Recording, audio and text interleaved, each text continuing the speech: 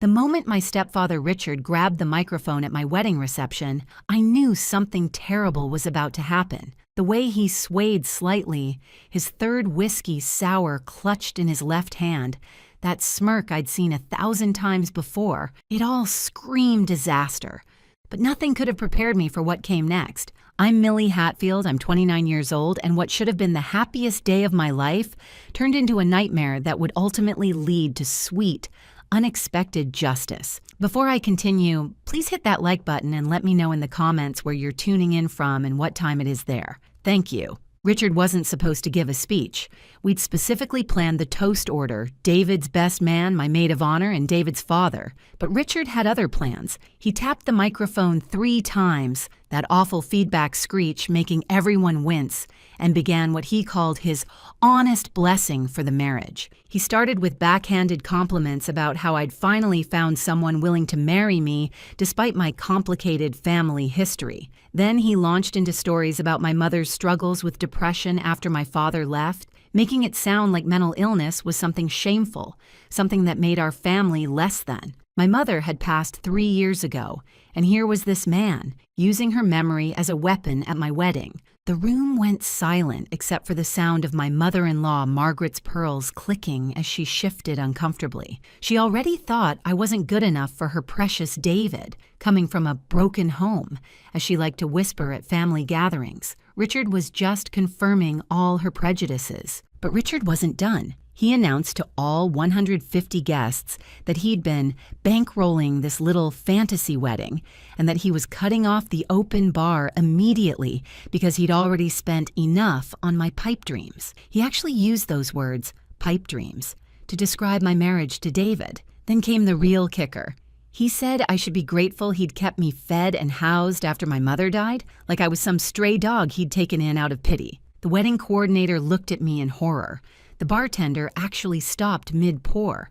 My cousin Jessica dropped her shrimp cocktail, and it landed with a splat that somehow echoed in the silent ballroom. I stood up slowly, my white dress rustling in the quiet. David reached for my hand, but I gently pulled away. I walked to the microphone where Richard stood, still smirking, probably expecting me to cry or plead. Instead, I smiled, the same smile I'd perfected during years of his condescension, took the microphone from his hand, and said simply that the reception was over, and everyone was welcome to take home the centerpieces. Then I walked out, just walked right out of my own wedding reception, my train trailing behind me like a queen leaving court. David followed, of course, wonderful man that he is, but not before his groomsman Marcus accidentally knocked Richard's whiskey all over his rented tux. Marcus always did have perfect timing. What Richard didn't know, what he'd never bothered to learn in his arrogance, was that my mother had been a brilliant software engineer.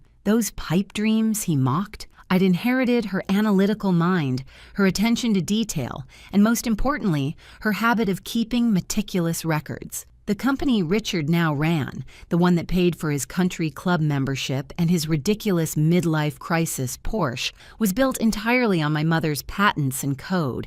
3 days after the wedding disaster, while David and I were supposed to be in Bermuda for our honeymoon, I was instead sitting in my living room in my pajamas, eating ice cream straight from the container. Ben & Jerry's Cherry Garcia, if you're wondering, because if you can't have chocolate therapy after your stepfather ruins your wedding, when can you?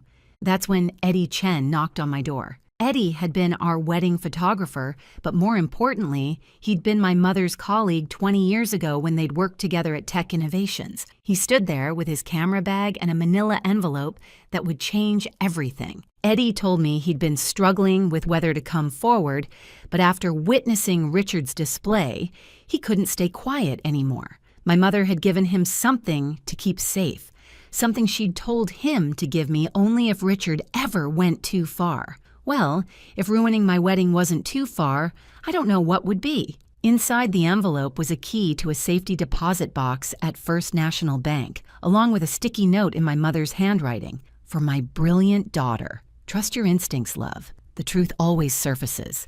David wanted to come with me to the bank, but he was stuck in damage control mode. His mother, Margaret, had been calling nonstop, alternating between sympathy and subtle suggestions that maybe we should have just eloped to avoid family drama, as if Richard's behavior was somehow my fault. David, bless him, was trying to manage her while supporting me, though I could see him struggling. He'd grown up in a family where conflict meant quiet disappointment and passive-aggressive Christmas cards, not public humiliation at wedding receptions. The safety deposit box contained 3 things: my mother's real will, a USB drive, and a leather journal filled with her notes. The will was dated just 2 months before her death, properly witnessed and notarized. It stated clearly that everything, the house, the company, the patents, was to transfer to me on my 30th birthday. That was only 6 months away. But here's where it gets interesting. And by interesting, I mean infuriating. Richard had produced a different will after her death,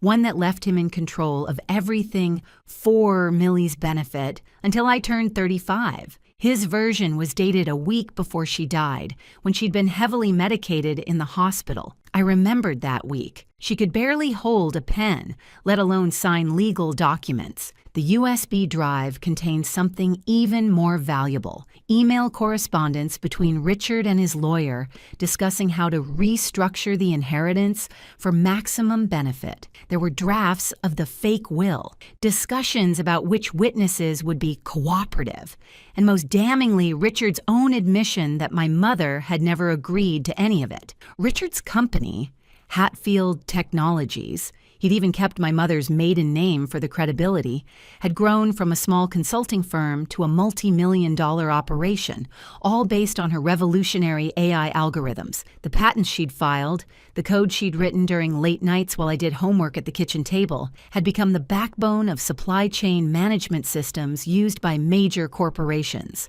And then there was Brittany. Oh, Brittany. Richard's girlfriend, who at 24 was 5 years younger than me, had been at the wedding wearing a dress that cost more than some people's cars. She'd actually tried to catch the bouquet, her acrylic nails gleaming like talons as she pushed past my college roommates. She'd been posting the whole disaster on Instagram, thinking she was so clever with her hashtags: hashtag wedding drama, hashtag new money, hashtag trophy girlfriend life. The internet, as you might imagine, had not been kind to her in the comments. My phone had been buzzing constantly since the wedding. At first it was concerned relatives and friends, but by day 3, Richard had started calling. 1 call, then 5, then 15. By that evening, I had 31 missed calls from him. The voicemails progressed from angry demands that I apologize for making a scene, to slightly panicked requests to discuss the family business, to outright threatening legal action for defamation, as if repeating his own words could be defamation. Herbert Goldstein was 78 years old, technically retired, and absolutely thrilled to hear from me. He'd been my mother's lawyer before Richard convinced her to switch to his friend, who gave them a family discount. Herbert had never trusted Richard, and being proved right after all these years seemed to energize him more than his afternoon espresso. His office smelled like old books and peppermint, and his assistant was none other than Ashley Morrison, my high school's mean girl who used to make fun of my hand-me-down clothes. Karma has a sense of humor, because Ashley took one look at me, recognized me immediately, and said, "Oh, thank God you're here. We've been waiting for you to figure it out.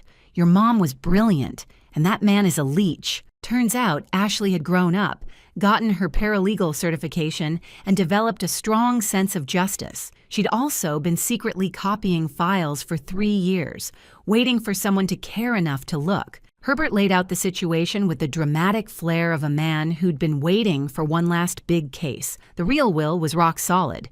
The fake one? Full of holes. The witnesses Richard had used included his golf buddy who'd been in Florida that week and a notary whose license had expired 2 years before the supposed signing. It was sloppy, arrogant work. Exactly what you'd expect from Richard. But we had a problem. Richard had already transferred most of the liquid assets into company investments, and the house had been refinanced twice. Getting everything back would require proving fraud, and that meant we needed more evidence. Herbert suggested we look into the company's contracts, particularly the big government deal Richard had been bragging about for months. If you're enjoying this wild ride, my friends, please take a moment to subscribe to the channel and leave a comment below. Your support truly means everything to me, and it helps other people find these stories too. Ashley had been doing some digging of her own. She'd found out that Richard's business partner, Joaquin Reeves, had been trying to exit the partnership for a year, but Richard kept blocking him with various legal maneuvers. Joaquin had even hired his own forensic accountant to review the books, but Richard had threatened to destroy Joaquin's reputation if he went public with any misunderstandings about the company's ownership structure. The government contract was the key. It was worth $50 million over 5 years, but it required clean ownership of all intellectual property. The patents couldn't have any disputes or clouded ownership. Richard had been filing paperwork claiming sole invention rights, conveniently leaving out that my mother's name was on all the original patents. I made an anonymous call to Richard's biggest competitor, Innovative Solutions, suggesting they might want to look into the patent history of Hatfield Technologies before the government made their final decision. Then I called the Government Accountability Office's fraud hotline, just to be thorough, you understand.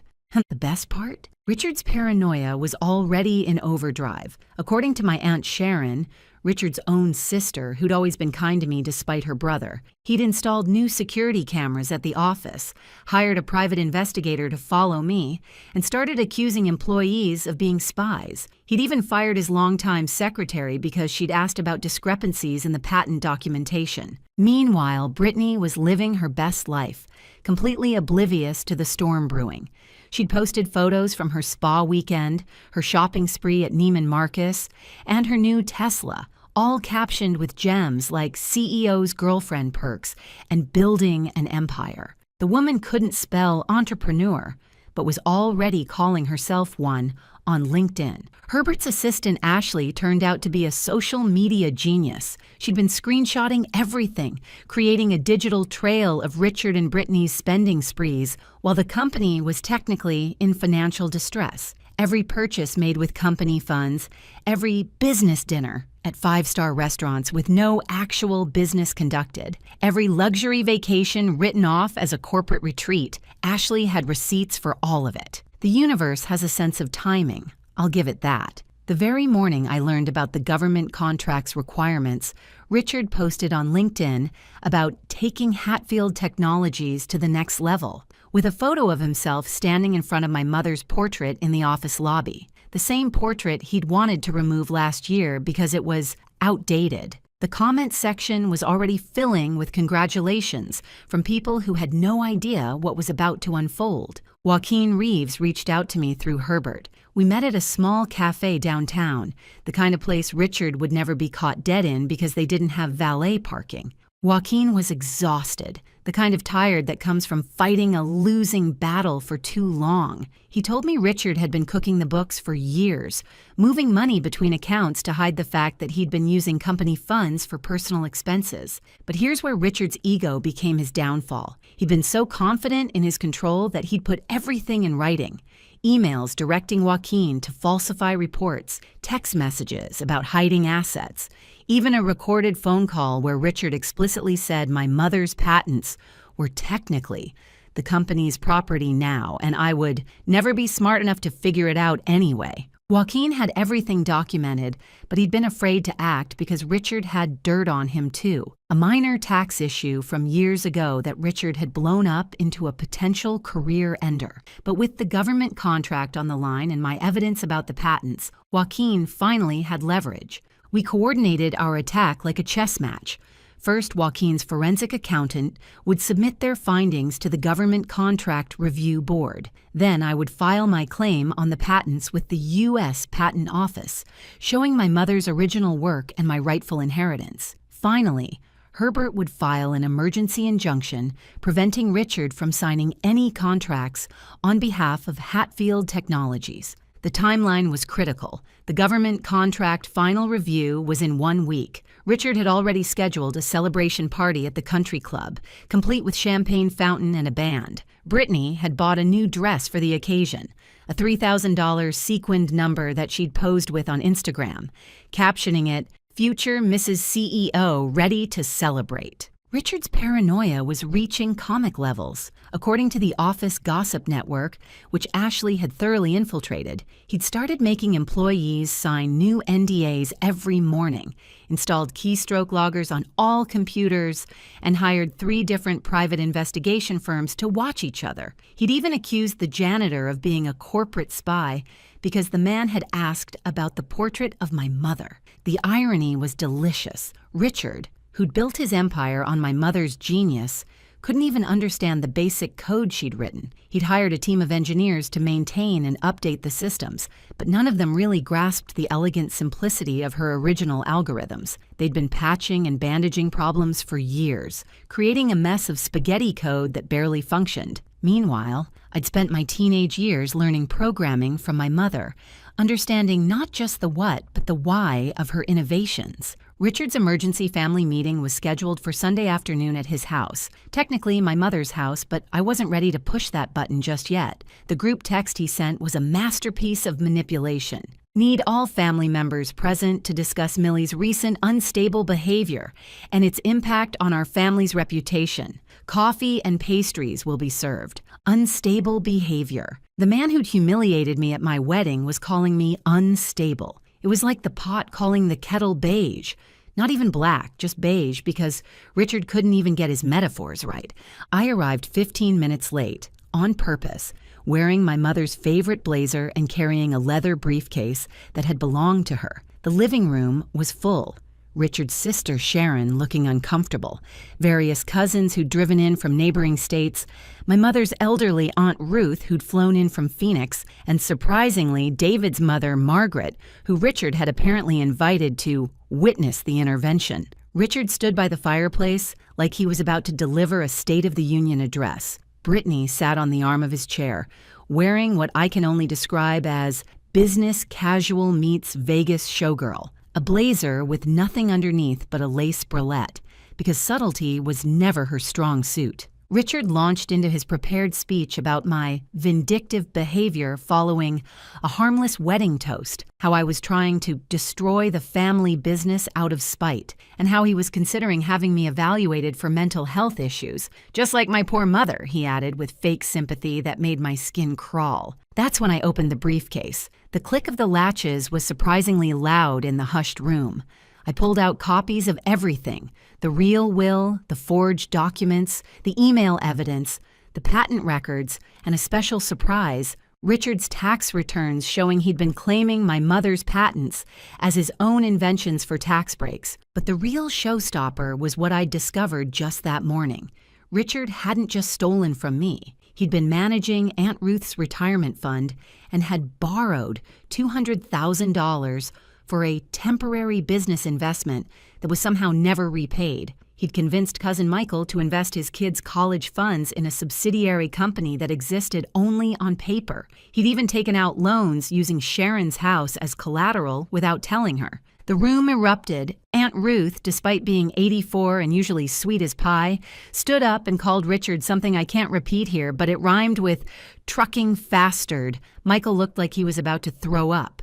Sharon went pale, then red, then a concerning shade of purple. My cousin Todd, bless his millennial heart, was live tweeting the entire meltdown. His commentary included gems like, "Uncle Dick just got exposed harder than my freshman year Facebook photos," and Auntie Millie came with receipts like a CVS shopping trip. The tweets went viral within hours, but we didn't know that yet. Richard tried to regain control, shouting about family loyalty and how I was twisting everything. That's when Brittany, sweet, vapid Brittany, made her fatal error. She laughed and said, "Come on, Rich, just pay them off like you did with that accountant last year." The silence that followed was deafening. Even Todd stopped typing. Richard turned to Brittany with a look of pure panic.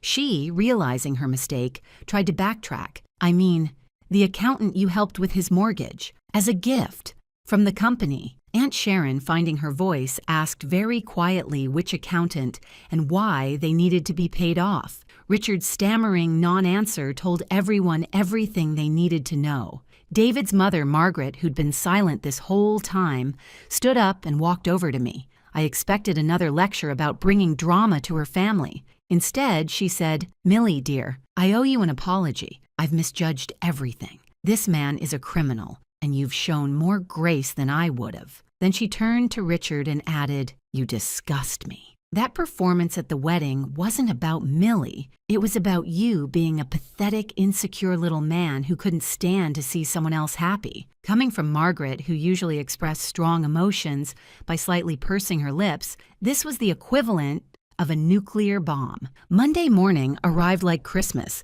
if Christmas involved schadenfreude and legal documents. At 9 a.m. sharp, the Government Accountability Office announced they were suspending the contract review, pending an investigation into credible allegations of intellectual property fraud. By 9:30, Richard's company email had blown up with panicked messages from investors. Joaquin, finally free to act, filed his lawsuit at 10 a.m. He didn't just want out of the partnership. He wanted damages for fraud, emotional distress, and defamation. His lawyer, it turned out, was Herbert's former partner who'd been waiting 20 years to stick it to Richard for a golf club incident I didn't even want to know about. By noon, 3 major clients had pulled their contracts, citing concerns about company stability and leadership ethics. The 4th client, a Fortune 500 company, sent their legal team to the office to conduct an emergency audit. They arrived to find Richard trying to shred documents, while Brittany stuffed hard drives into her oversized Hermes bag. The banks moved faster than anyone expected. The loans Richard had taken out using the patents as collateral were suddenly a problem, since the patent's ownership was in dispute. First National froze the company accounts. Commerce Bank called in their credit line. Even the company credit cards stopped working, which Brittany discovered when she tried to pay for her lunch at the country club and had to call a friend to bail her out. The house of cards was collapsing, and Richard was standing in the middle of it, still trying to convince everyone it was just a misunderstanding. He called an emergency board meeting, forgetting that half the board members were my mother's former colleagues who'd been keeping quiet out of respect for her memory. They were done being quiet. The afternoon brought my favorite moment of the entire saga. Brittany, realizing the gravy train had derailed, tried to salvage something from the wreckage. She went to Richard's office to grab her jewelry from the safe, jewelry he'd bought with company funds and written off as client entertainment. She found the safe empty. Richard had already pawned everything to pay for the lawyers he'd hired that morning. The resulting screaming match could be heard 3 floors down. Brittany called Richard every name in the book and several that weren't in any book I'd read. She threw his golf trophies out the window. They were all participation trophies anyway. She dumped his protein shakes on his car seats. Then she posted a breakup announcement on Instagram. Single again. Turns out he was broker than broke. You're just a new beginnings. And he sugar daddy wanted. No, not my circus, not my monkeys. Richard's country club membership was revoked by 5 p.m. Apparently, bouncing a $50,000 event deposit check is frowned upon in those circles. His golf buddies, the same ones who'd laughed at his wedding toast, suddenly didn't know him. The club president actually called me to apologize for any distress their former member had caused, which was code for, "Please don't sue us. We had no idea he was using stolen money." That evening, the local news picked up Todd's tweets. The story of the wedding toast disaster had gone viral over the weekend, and now the business collapse was trending. The headline read, "Local CEO's wedding toast leads to company collapse, federal investigation." They even had video from the wedding. Turns out the videographer had kept rolling during Richard's speech, thinking it was planned. The footage was damning. By midnight, Richard had sent me 31 voicemails, each more desperate than the last. They ranged from threats of legal action to attempts at guilt-tripping about family loyalty to outright begging. The last one was just him crying. I didn't feel bad. Well, maybe a little bad for his liver, which had probably processed more whiskey that day than in the previous month. Tuesday, 2:47 a.m. I know the exact time because that's when my Ring doorbell started going crazy. Richard was at my front door and he was absolutely plastered. Not just drunk. We're talking about the kind of intoxicated where you think you can fight a mailbox and win. He'd apparently taken an Uber to my house after the driver refused to take him to 3 other addresses, including his lawyer's house and, randomly, a Waffle House. He was pounding on the door, shouting about how this was his house anyway, how my mother had promised him everything, how I was an ungrateful brat who needed to learn respect. He had a stack of papers with him, the forged will, some fabricated receipts, and what looked like a crayon drawing of a contract. The man had literally brought kindergarten-level forgeries to a legal gunfight. David tried to reason with him through the ring speaker, but Richard started threatening to break down the door with a garden gnome. My garden gnome. The one my mother had painted to look like a little wizard. That was the last straw. Our neighbor, Mrs. Patterson, had already called 911. She'd been watching the whole thing through her window with her cat, both of them equally scandalized. She later told me she'd been waiting 3 years to have a legitimate reason to call the cops on Richard after he'd complained about her wind chimes. The police arrived to find Richard trying to jimmy the lock with a credit card, a declined credit card. Because the universe has a sense of poetry, he immediately started shouting about his rights, how he owned this house, how I was a squatter in his property. He shoved the forged documents at the officers, not realizing one of them was Officer Martinez, whose mother had worked with mine at Tech Innovations years ago. Officer Martinez took one look at the documents, noticed they were dated 3 different years in 3 different places on the same page, and asked Richard if he'd been drinking. Richard's response? "I've been drinking success, officer. This is my house. I demand you arrest her for trespassing in my house." Then Richard made the fatal mistake of trying to push past the officers to get to my door. That's when things got interesting. Turns out Richard had more than just alcohol in his system. He'd apparently taken what Brittany later described on her Instagram story as confidence pills, which I'm pretty sure weren't prescribed by any legitimate doctor. The officers cuffed him for attempted breaking and entering, public intoxication, and assault on a police officer, though honestly, his attempt to push Officer Martinez was more like an aggressive lean.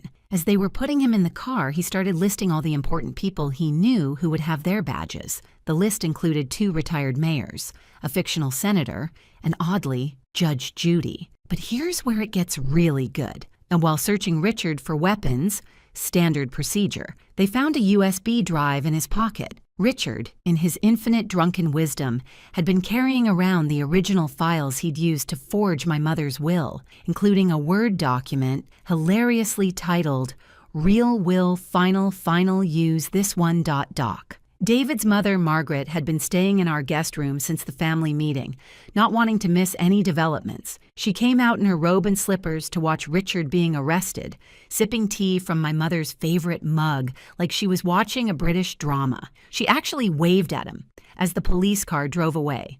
The police report was a masterpiece. It included Richard's claim that he was a sovereign citizen who didn't recognize their authority, his attempt to bribe them with a company check he couldn't cover, and his final declaration that he would buy the entire police department and turn it into a parking lot. Officer Martinez noted that the suspect seemed confused about basic reality. The local news had somehow already arrived.